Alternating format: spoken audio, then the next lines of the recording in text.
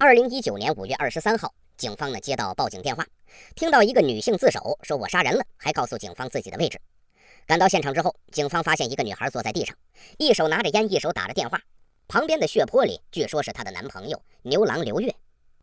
这个女孩呢，名叫高冈由佳，说行凶是因为对方劈腿。她浑身是血，在那儿淡定抽烟的画面十分的惊悚，顿时传遍全网络。大家好奇的也可以在网络搜索一下，都有相关的图片。被捕的时候高冈呢更是语出惊人，他说没办法，喜欢这男生喜欢的不得了，打算杀了他之后我自己也去死。在警车上他还露出了神秘的微笑，十分的瘆人。虽然说他一直口口声声的说很爱对方，但这怎么看也不像正常的恋爱好在刘月没有生命危险，恢复了1个月之后还回到店里上班了。乍一看这起事件是牛郎和病娇女交往，牛郎劈腿被报复，身负重伤之后重回岗位的这么一个狗血故事，跟很多日剧的风格也很协调但是如今案子宣判了，更多的细节流出，才发现高冈是因爱生恨。尽管高冈由佳愿意和刘月同生共死，但是在刘月心里边，高冈从来都不是他的女朋友，只是个冲业绩的女客人罢了。这事儿还得从2个人相识开始说起。今年21岁的高冈由佳在和刘月认识之前，本职工作是一个酒吧的店长。孽缘是出现在2017年10月的一个晚上。那天牛郎刘月正好去高冈工作的酒吧喝酒，俩人就这么认识了。不过当下他们并没有交换联系方式，直到2018年3月底，他们才在推特上互相成为了粉丝。随着聊天的深入，高冈对刘月的兴趣一点点的加深，于是他也开始去刘月上班的牛郎店玩去。他没想到这一玩就把全部的身家都搭进去了。牛郎店的消费水平非常高，比如顶级牛郎罗兰最低出场费得1200人民币左右，普通的牛郎便宜一点，可也经不起普通人每天去折腾这还仅仅是出场费还没算上其他乱七八糟的消费。一旦接受牛郎服务，他们就会凭借一张巧嘴哄得人团团转，让你接连刷卡浑然不觉。因此每天晚上为店里创收20万的牛郎是大有人在。一般来说正规的牛郎店是不允许客人和男公关，也就是牛郎私底下恋爱或者发生肉体关系的。为了多给店里赚钱，就得给所有客人最贴心的关怀，但是你得拒绝1对1的感情，对每个客人都好，这是牛郎的职业素养可有些人明明很清楚这一点，还是会为牛郎疯狂的心动。高冈由佳也不例外，他和刘月在一起的时候他那个钱包和他那颗少女心都藏不住了。刘月的无微不至让他对刘月产生了好感，他开始频频的光顾刘月的店，点名让他出台。为了喜欢的人他当然舍得消费，1个月花在刘月身上的钱就高达100多万日元，折合人民币6万左右，6万多。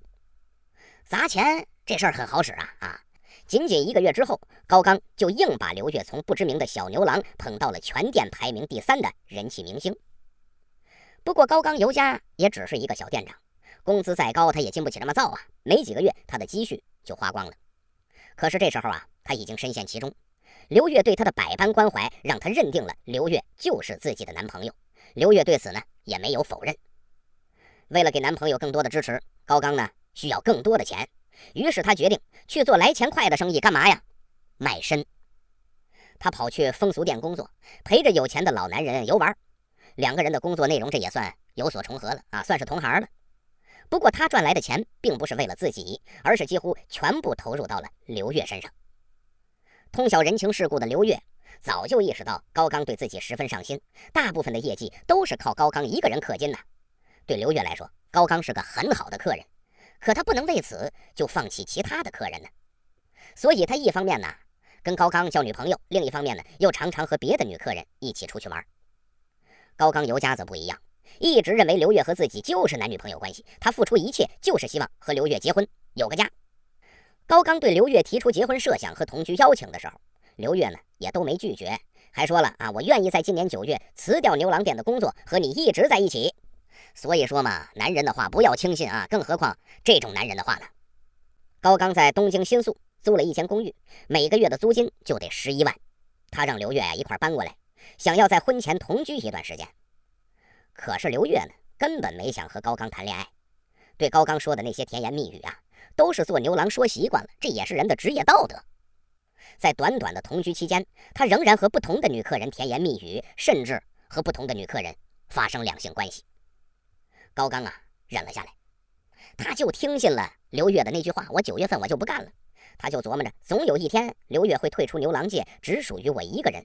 但是他没有意识到，对方只是在玩弄他的感情。刘月呀，可能是这么想的啊，喜欢是喜欢的，但恋爱呢，就算了吧，没那功夫啊。高刚呢，就一直这么付出着，直到案发之前，还利用10天黄金长假陪堂爹出去玩去。什么叫堂爹？就是那些老男人客人啊。赚来的上百万日元，最后呢，也会去向刘月的店给他冲业绩。可是单方面的付出，注定没有办法支撑下去。5月23号凌晨，在风俗店辛苦了大半天的高刚尤佳疲惫的下班了。这一天，他接待了5个客人。与此同时，他的小男朋友在干什么呢？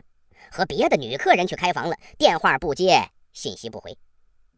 5月23号上午，高刚尤佳心情太差了，跟朋友打电话就吐槽啊，这小子吃老娘的住老娘的，工作都得靠老娘花钱养着，还对我一点也不上心，还敢跟别的女人鬼混。在一次次的失望之后，他的耐心被耗尽了。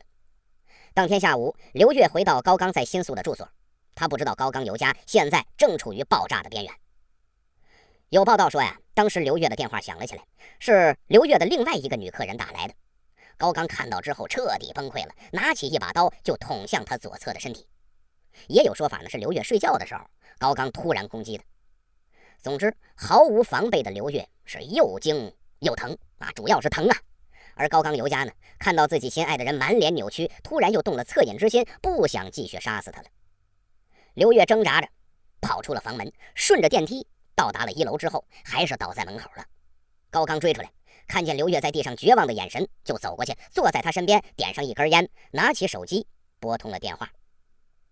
在法庭上，高刚说了，当时自己真的很怕他死掉，可是啊，又好喜欢呢，真的放不下他。直到警方来的时候，高刚还在电话里和刘月的另一个女客人争论呢。他总以为这个牛郎会为自己回心转意，可是他没有想到，这只是他的一厢情愿。在得知隐情之后啊，不少人呢对高刚尤佳产生了同情，觉得呢他被渣男坑惨了，还有人把他称为过于漂亮可爱的嫌疑犯。一码归一码，欺骗感情另说啊，故意伤人就是故意伤人。刘月的肝脏因为受伤被摘除了，重返岗位之后没有办法喝酒，工作呢也受到一定影响。但他说了，我自己不恨高刚。刘月住院之后，也收到了高刚尤佳的道歉信，还为高刚说话呢，说他这么年轻就已经被公开面貌和姓名，未来的日子一定很艰辛，因此希望他能够获得减刑。在12月3号的公审之中，法院判处高刚尤佳3年6个月的有期徒刑。以前刘月啊，从来没有问过高刚尤佳的钱是哪来的，高刚呢也没说过。直到受伤之后，他才知道高刚为了他究竟付出了多少，选择了怎样的一个行当。刘月很愧疚，说他为我付出这么多，我竟然都在敷衍，不回信息，不接电话，我真是一个渣男。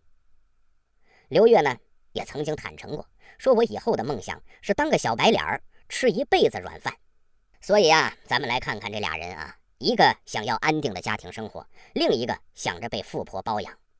他们的故事从一开始就注定会是一个悲剧的收场。